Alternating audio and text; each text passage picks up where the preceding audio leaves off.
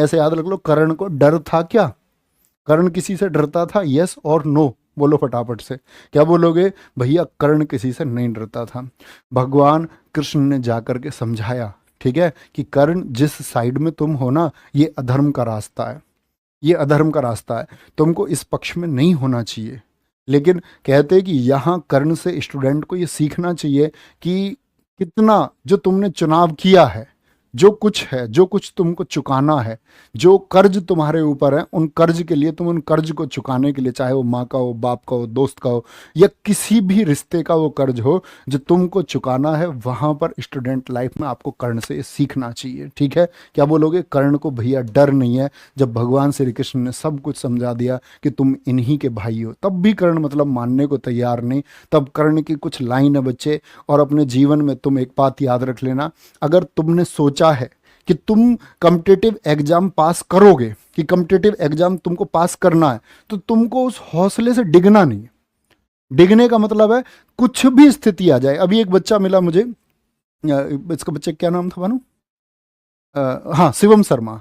एक बच्चा मिला हमारे यहाँ पड़ोसी गांव का, अभी सुनो, उसने बताया एसएससी जीडी में उसका बच्चे का स्कोर लगभग 140 के आसपास है।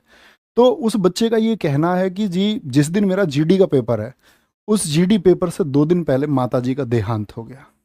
आप समझ सकते हो स्थिति। बोला जी पिछला जीडी भी देना था, तो पिछले जीडी में भी मम्मी हॉस्पिटल में थी, तो मम्मी ने इस बार ये मुझसे बोला था कि तुमको तुम्हारी नौकरी पहले भी लग जाती और इस बार तुमको नौकरी लगना है। कह रहा कि भैया मम्मी एक्सपायर हुई है 2 दिन पहले, मैं पेपर देने गया हूँ।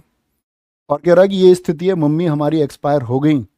और कह रहे कि जो हमारे परिवार के लोग थे ना, जो हमारे चाचा जी थे, जिनके बेटे की भी सरकारी नौकरी, जिनके लिए हमारी माता जी ने सब कुछ किया, आज खाना तक नहीं दे रहे हैं, और खाना हमको खुद बनाना पड़ता है।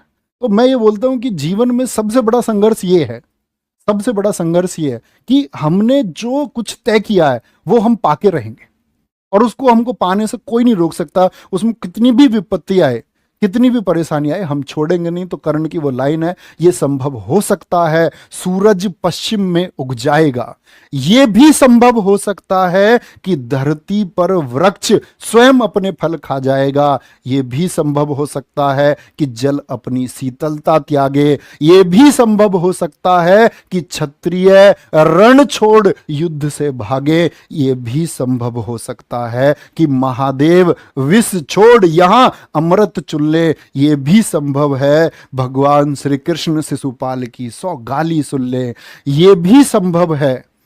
तो क्या कहते हैं फिर? कहते हैं मैं परशुराम का शिष्य कर्ण, मैं परशुराम का शिष्य कर्ण, गंगा भी मुझे बहा नहीं सकती, तीनों लोक और 10 दिशाएं मुझको हिला नहीं सकती।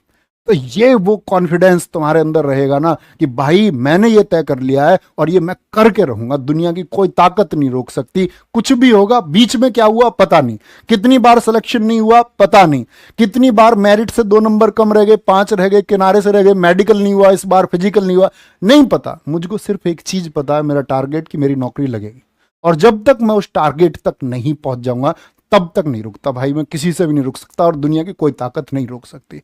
ये वो चीज तुम्हारे अंदर जब आ जाएगी ना, तो बच्चे कोई नहीं रोक पाएगा।